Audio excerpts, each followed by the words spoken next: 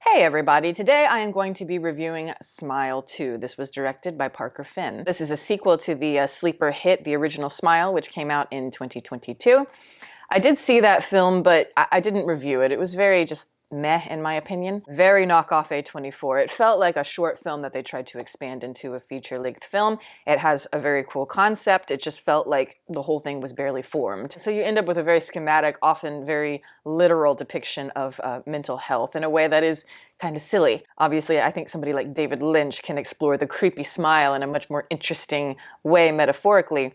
But for the Smile franchise, it's meant to be kind of more of a B movie, so it leans more into the camp and the silliness of it. So I don't think you can take it that seriously, but I will say, for all its faults, there was something in that movie that did keep me intrigued. I think it's solid as a piece of direction. You can sense the creators all got together and were like, okay, what can we do that is great for a jump scare? What can we do that people haven't seen before or in a long time? What kind of images can we do that are going to stick with people? And that is the power of the film. I just wish there was a lot more connective tissue there to make it more of a cohesive experience.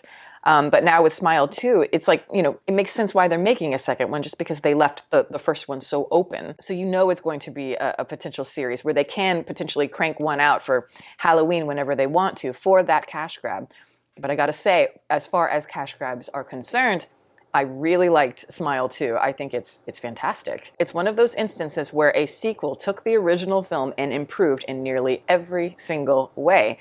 And, when I do think about the original film, there was a scene in it that really stuck out to me. It was actually a dream sequence with the main character where, she's a doctor in a hospital, a psych ward, and she starts violently stabbing one of her patients, again, in the dream. He starts screaming, obviously, in pain, and then she starts screaming, and then another doctor comes into the room, and he's like, "What are you doing?" And they all start screaming, and he starts ripping his face off, and it's bizarre. I love the camp merging with the viscera and more the psychological angle, pushing into more interesting territory. And I remember thinking, whatever this film is, whatever it amounts to, whatever's happening here, just in this moment, that is what I think they need to tap into. That is the sweet spot. The series exists in a very frazzled, wigged out place, and I think that the sequel just, it took that dream sequence in the first one and just expand on it in all the right ways. I think this movie is properly absorbing and it's properly cinematic. It's tense filmmaking. There's almost a wrecking ball type of energy in this movie that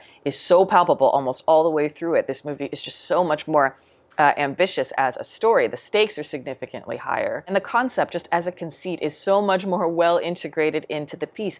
And as a piece of direction, this is very solid. It's actually, more artful than I was expecting it to be. I'm personally not one to scare in horror films for, I think, obvious reasons. But I think just objectively, when I look at all the different horror films I've seen this year, if you are one to scare easily, I think this is easily the scariest movie of the year, the one where the images are going to stick with you. And so, so far as a popcorn Halloween movie, I think you can't ask for much more than that. The opening to this film is fantastic, I gotta say. We dive right into the action, and it connects the first film to the second one in a seamless way. It's edge of your seat relentless, and just the style of filmmaking with the continuous shot, all of that. You can tell that this is one of those movies. It's making a statement here. It's saying we are committed to the tone, or trying to be. This film stars a new character at the center, obviously, and this is played by Naomi Scott. She is playing a pop star named Sky Riley. And because this movie utilizes so much when it comes to fame and media and performance and how you can connect that to the actual metaphor, there's just a lot more going on here, I think, to play with. Our main character is recovering, or has recovered, from a massive car accident that happened a year prior, and it killed her boyfriend. The both of them were drug users, and so naturally the media is kind of ripping her for that. But so far as where we find her in the story, she has been sober for a year. And this is her big comeback tour where she's trying to prove to the public, it's like, I've put my past behind me and I'm ready to continue. This film does an excellent job of staying with her, with our main character, and really marinating in that mental state. And I love the camera movements in this movie, because as crazy, as frazzled, and as brutal as the film can be, everything else is very controlled. Fixated kind of kinetic movement of the camera where it's panning back and forth, and sometimes it's, spinning all the way around. Just makes the whole thing so much more immersive. And I think the character, so far as, the way she is written, She's just more interesting in this movie than, the previous film because she's an active participant in her own destruction and how to pull herself out of it. With the main character in the first film, she always felt too cold, too distant from us, and I mean that from a writing perspective. We're let into very little when it comes to how her mind works, and so when it comes to a lot of her emotional responses to things, or maybe her motivations for things, it kind of feels a little unconvincing. And a lot of the characters in the movie, the people she surrounds herself with, they seemed unconvincing, but it wasn't necessarily that they couldn't work. It was just, I think, the writing. Again, the whole thing felt poorly developed. They make the main character more the victim, which is fine, but I just think that in this one, there's a lot more tension going on. By contrast, our main character here is a total mess, and they lean into it. They aren't afraid to show you that kind of vulnerability. And obviously, her high-profile reputation in the movie adds a whole nother layer to that. And the people that she surrounds herself with, naturally, they're all on her payroll. And so they don't really have her best interests in mind, which is typical, I think, in that particular industry. So all of that makes sense why she would feel so isolated. Skaya is unhappy, clearly, and you see a lot of her flaws as the film goes on. You see some ugly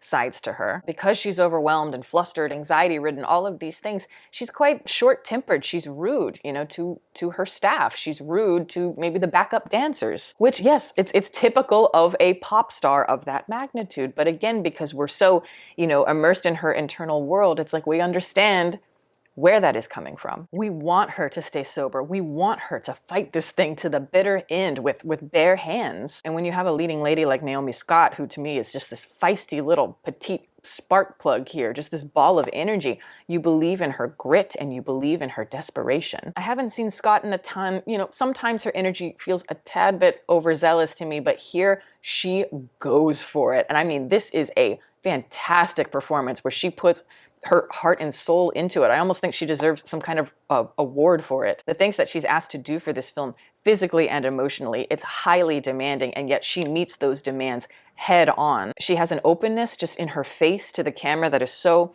inviting, and there's something childlike about it. And I think that's important. You sense the little girl in this woman. Now, do I buy her as a pop star?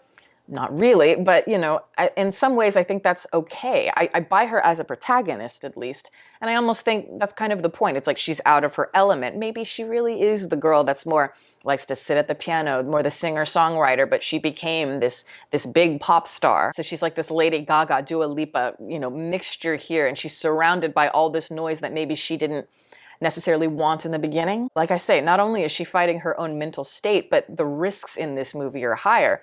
As an example, when she witnesses her first Smile death, it's part of a drug deal. And so she has to be careful. It's like, I can't go to the police because, I'm famous, so they're just going to destroy me. There's so many instances in this movie where, again, she's an active participant in her destruction while also wanting to find that self-actualization in the same breath. But sometimes when you dig a hole so deeply for yourself, the feeling of trying to crawl to the surface and see that sunlight, I think in a movie sense, that can be very powerful when done well. I like the way the movie handles that with more that European art house quality, but it's combined with that American accessibility. From a meta perspective, I like the way that this movie uses, aspects of her performance, aspects of her actual art, and uses it to ripple throughout the rest of the movie in these little abstract ways. Like as an example, we see at the beginning, she's rehearsing, she's practicing with a bunch of her backup dancers, but there's a section later in the movie where all of her backup dancers are smiling at her in that really creepy way, and the bodies are moving and overlapping in this strange, artful harmony as she's trying to scurry away, and the way they move towards her. It's fantastic. It is creepy. Now, is this film brilliant? I would say no, but I think it succeeds a lot of the time for what it is. Yes, it leaves something to be desired from a writing perspective. And yes, I would like to see them go even further with the creativity, let it really flourish. And yes, if there is a big criticism, is this a rehashing of the original film? In a lot of ways, yes. From a structural standpoint, it's very similar. And yes, because we already know the concept and the scenario, it's like we do lose a little bit of tension there.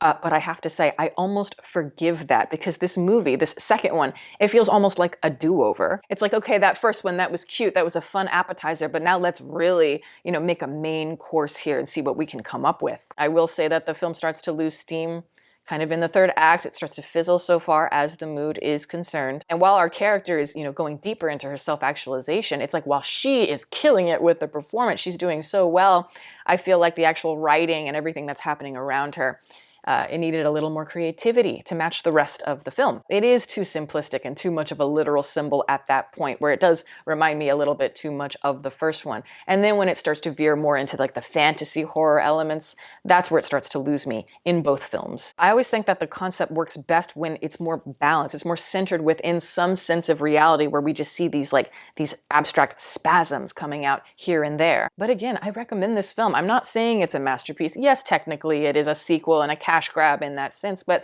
it is made with people who clearly care and they're confident. That ambition is wonderful to see. This movie had no business being as good as it is, and Naomi Scott had no business being this good. All the performances are fantastic in this. So yes, this is a pleasant surprise. This is a full price movie to see on Halloween, and that is my review. Thank you guys so much for watching. I'm going to plug my website as always. It is deepfocuslens.com. I'm an artist. I do commission portraits, and I also sell prints of my work. If that is something that you're interested in, you can always go to the website below. And if you have a question about a commission or a print, you can always email me. My email is in the description box below as well. Also, I'd like to give a shout out to my patrons who are great. Guys, thank you so much for your support. Welcome to all the new members. If you are interested in supporting, the link for that is below, as well as the rest of my social media information.